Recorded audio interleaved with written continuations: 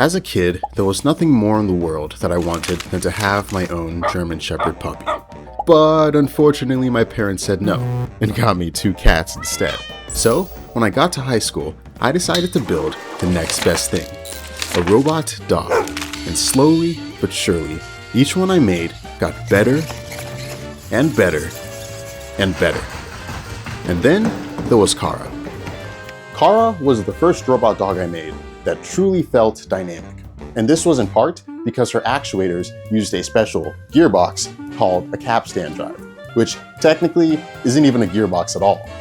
You see, a capstan drive uses this zero-stretch rope called DM20, which is wrapped and anchored around 2 smooth drums, creating a robotic joint with zero backlash, high transparency, and low cost, which makes it better than a traditional gearbox in many applications. In fact, my love for this niche speed reducer is what led me to the name Kara, which stands for capstans are really awesome. I've even done an entire video on my process of designing a capstan drive, as well as a video on how I built Kara. So check those out if you want all the juicy details. Now, after building Kara, there was still a lot left to be desired, from enhancing the physical design to reducing the total cost and making the design files available to you guys. So, as I'm entering into my last semester as a mechanical engineering student, I figure what better senior design project to undertake than to reimagine Kara better than ever, and to give my younger self that German Shepherd pup that he always wanted.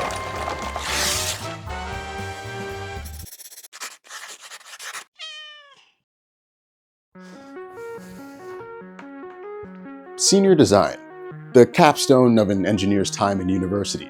The class is structured like an engineering startup simulator.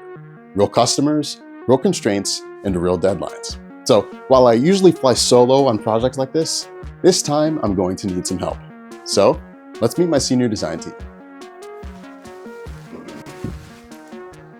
All right. Can you introduce yourself for the record? What's your name? Hi, I'm Jack Heyman. My name is Pranava. My name is Megan. My name is Derek Babby. I'm Ayid Musa, and you're watching my channel right now.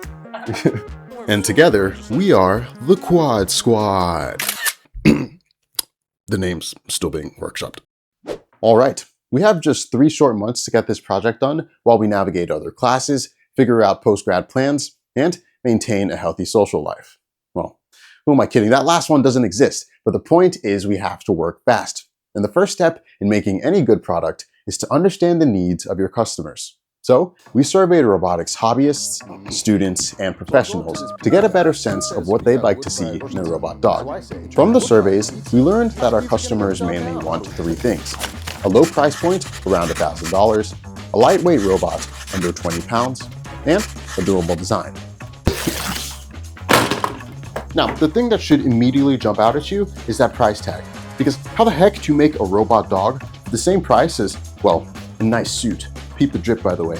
For reference, Kara costs around $3,000. So we'd essentially have to reduce her cost by around 67%. And in order to drive down the cost that low, we'll have to design a low-cost yet highly dynamic robotic actuator, since actuators are the main driver of a robot's cost and functionality. So how do we do that? Well, the highly dynamic part is easy. The tried and true method is to combine a high torque brushless motor with a low gear ratio gearbox and an FOC motor controller for position, velocity, and torque control. This gets you a high speed, high torque, and highly compliant actuator, otherwise known as a quasi-direct drive actuator, because the low gear ratio makes it feel like you're driving the motor directly.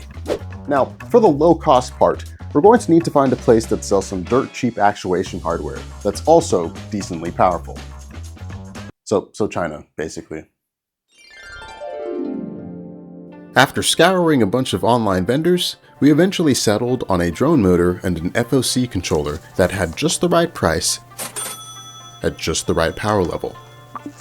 But this didn't come without some drawbacks. Because these drone motors are designed for speed, they aren't very torquey, which means that we're going to have to rewind them with as much copper wire as we could pack to squeeze out every ounce of torque that we can get. And as my teammates will tell you, in lieu of a winding machine, manually rewinding motors was an extremely joyous and therapeutic process that totally didn't give us early onset arthritis. And if that wasn't beneficial enough, I'll have you know that rewinding the motors actually tripled their torque output. So it was a process well worth the high-intensity sweatshop labor that built the motors in the first place. With the actuation hardware dialed in, we prototyped a single joint of the robot. You're looking at a 9.6:1 capstan-driven robotic actuator, rated at 12 Newton meters of peak torque. And best of all, it only cost $80 to make. Talk about a bang for your buck. Or more like a ka-chow for your capstan. Yep, that ain't it. I'm sorry. Not again. Now, because we are taking a bit of a shot in the dark with this cheap hardware, I'm going to set up a lifetime test to ensure reliability and robustness. We'll check on that later. In the meantime, I think it'd be pretty cool to make some more exotic test stands. One thing that I've always wanted to try is making metal capstan drive drums. So, to do that, we're going to be using today's sponsor, Justway. Justway is an online service for all of your machining needs, from CNC machining to 3D printing to sheet metal fabrication, injection molding, and vacuum casting. With their simple-to-use service, I was able to seamlessly upload my models and get an instant quote. After that, I got my parts in no time. I gotta say, I am a sucker for shiny metal parts. These look awesome, and making a test stand with them was the cherry on top. Don't let your access to machinery limit what you can make. Head on over to Justway by going to the link in the description so that you can start turning your ideas into reality. And by using the exclusive coupon code JUSTWAY at AidMusa-10, you can get $10 off your next purchase of $30 or more. Now, another test stand I want to make is one that's more engineering grade. And for that, I'm going to be using one of my newest toys that I've just been dying to play around with.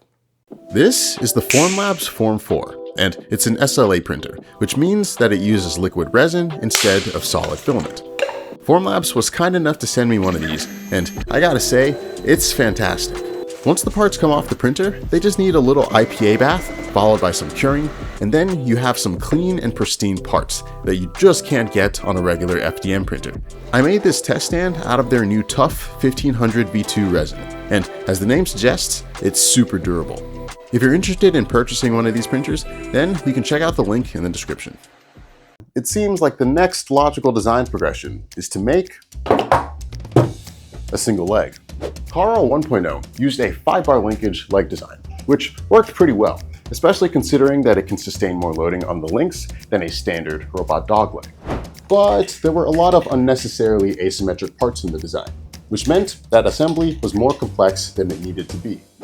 Also, on the topic of complexity, there were way too many screws and screw sizes in the design. And this TPU foot sucked. It got torn to shreds on any surface that wasn't baby bottom smooth. So, reimagining the design, we came up with this. A similar coaxial 5-bar linkage with 4 more symmetrical parts, 13 fewer screws, and a squash ball foot for compliance and traction. Alright, let's get it built.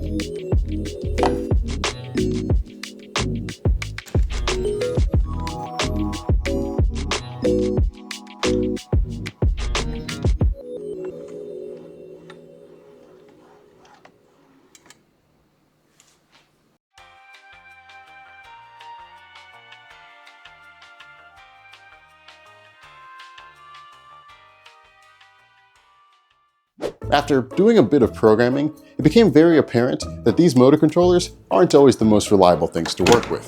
But I guess that's what we get for using cheap, knockoff hardware. After coding through lots and lots of comms issues and testing pretty much every piece of firmware under the sun, it finally seemed like we were getting somewhere. Since there's no absolute encoders measuring the positions of the joints, the leg has to do a homing sequence on startup, where it moves each joint to its physical limit, which is detected by a rise in current draw. Then, the leg knows exactly where each joint is and can move the foot to any point in space. And the way the leg does this is by using inverse kinematics equations that I derived. Say you want to move the foot to a certain XYZ location. These equations will use this location as well as the physical makeup of the leg to determine where to move the joints in order to place the foot at that location. And with these equations, you can move the foot in a perfectly straight line in any direction, as well as make the foot take a step in any direction. The stepping trajectory here is a cycloid, which is a shape that produces a pretty natural looking step. Alright, the single leg looks good, but what is this robot going to look like? Well, Kara 1.0 has a very wide design, and much to my misfortune, a lot of you guys said she looks like a cow, and while I don't personally think Kara looks like your mother, we'll try and slim her down. Kara 1.0's frame is also made up of carbon fiber tubes, but in the interest of cutting down on cost, these are just not quite my tempo. I also hated how this design had the electronics in a separate front and back compartment. We need something more cohesive. So, considering all of those changes, we came up with this. Now, I'm not one to comment on the lady's weight, but it looks like Kara here has been taking some Ozempic. We now have printed structures for the frame and a dedicated electronics box on top. And speaking of electronics, we're going to be using an RC remote and receiver to control the robot, a TNT 4.1 microcontroller for the brain of the robot, a 9-axis IMU to detect the robot's tilt, and a 24-volt Joule battery to power everything. Alright, let's get her built.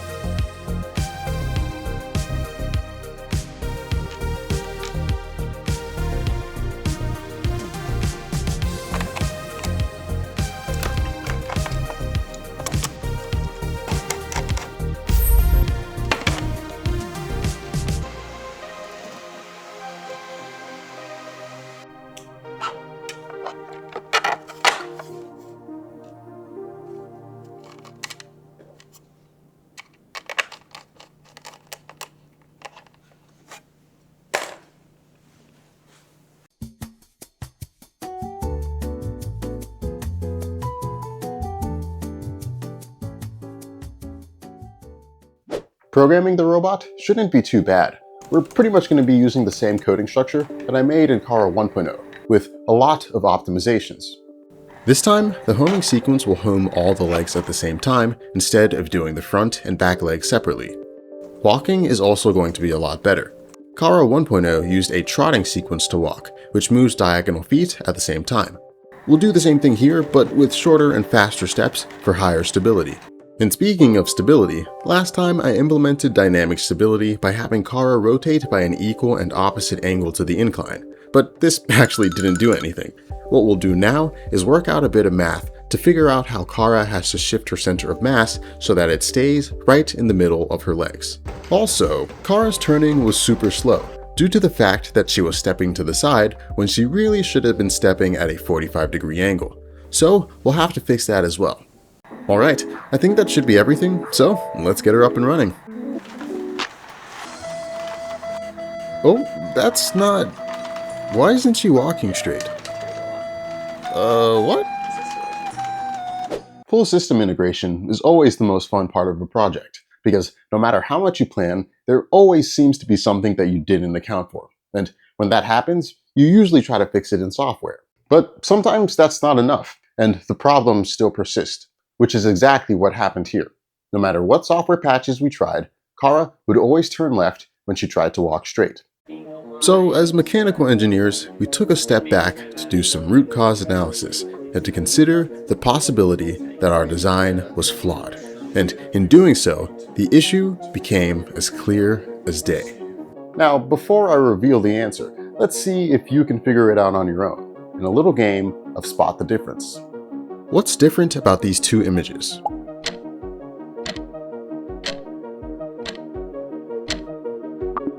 What about these ones?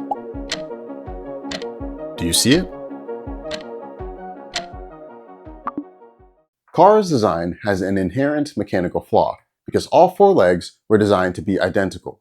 And while identical legs made for easy assembly, they also made the left and right legs asymmetrical, as well as the front and back legs. And this is what created the bias in Kara's gait. In fact, you can actually feel this bias when twisting Kara. She's way more compliant when you twist her in one direction than the other. So the fix for this was actually pretty simple. We just redesigned and rebuilt the left and right legs, as well as the front and back legs, to be symmetrical. Now, all that's left is to add a little anthropomorphic touch, anthropomorphic touch, anthropomorphic touch, anthropomorphic touch, anthropomorphic touch, anthropomorphic, oh god. Just play the montage.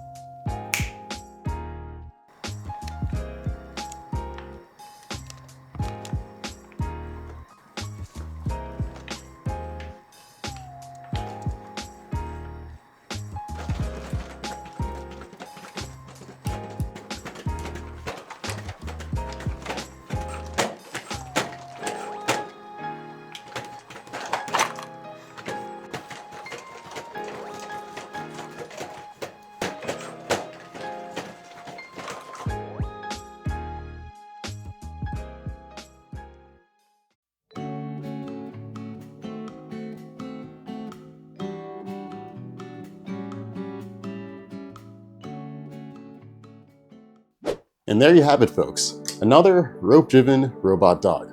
While we didn't quite hit that $1,000 price point, we got pretty darn close, reducing Kara's original cost by more than 50%. We were also able to reduce Kara's weight by about 13 pounds. And we were able to do all of this while still retaining dynamic functionality and even improving in a lot of areas. Kara 2.0 has a nominal walking speed of 1.8 feet per second, a jump height of 4.5 inches, and a payload capacity of 15 pounds.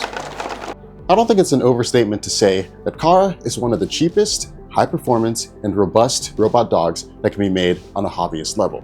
Be that as it may, I still think there's lots of room for improvement, namely things like implementing reinforcement learning for cool tricks and proper walking, as well as implementing perception through cameras and LiDAR. So while I'm going to end the Kara project here, I recognize that a lot of you guys are interested in building your own Kara and potentially improving upon her. So in that spirit, I've spent a ton of time putting together a 50-page build guide detailing every step of building Kara from the ground up. You can access the build guide as well as all the CAD and code for Kara through my Patreon builder tier, which gives you a bunch of other cool perks like project updates, 24-hour early access to videos, and access to some of my past and future designs. But if you don't want the commitment of a subscription, you can also purchase Kara's project files through my Patreon shop. Also, if you want all the juicy technical details and calculations that went into this build that I couldn't quite cover in this video, then you should definitely check out my website. This semester was quite eventful. Not only was I able to build a cool robot with 4 of my friends or graduate with an engineering degree, but I was able to make my younger self proud by giving him that German Shepherd pup that he always wanted.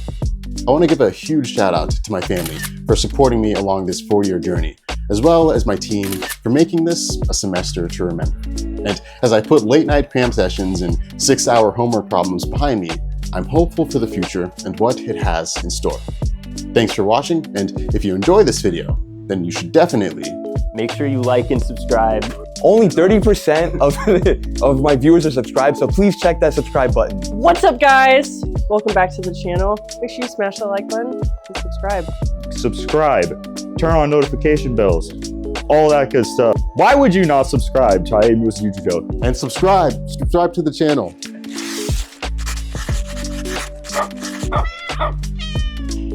Nice work, guys.